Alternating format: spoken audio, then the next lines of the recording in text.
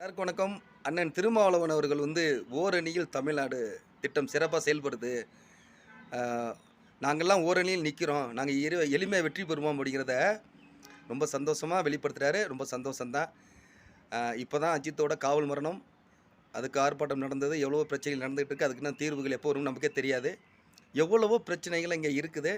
அதெல்லாம் கொஞ்சம் சொல்லியும் அண்ணன் பேசினா நல்லாயிருக்கும். ஓரணியில் நாங்கள் நிற்கிறோம். எங்கள் வாக்குகள் அத்தனையும் திமுகவுக்கே.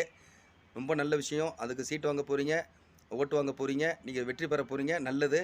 நல்லது நடக்கட்டும். ஒண்ணும் நாங்க வேண்டான்னு சொல்லல. ஆனா, இன்னைக்கு சமூகத்துல நடக்கிற பிரச்சனைகளுக்கும், கொடுமைகளுக்கும் நீங்கள் குரல் கொடுக்கணும்ல.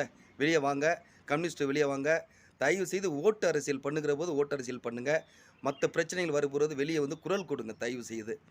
அ எங்களுக்கு ஓட்டு வங்கி இருக்கு, சீட்டு குடுங்க அப்படின்னு பிரச்சனை பண்ணுகிறதெல்லாம் உங்களுக்கான நிலை தான். அதெல்லாம் யாரும் குறைச்சு மதிப்பிடுறதில்ல, குறைச்சு சொல்ல போறதில்ல.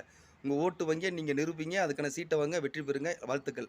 ஆனால் மக்கள் பிரச்சனைக்கு போது வெளியில தயவு செய்து நில்லுங்கள்.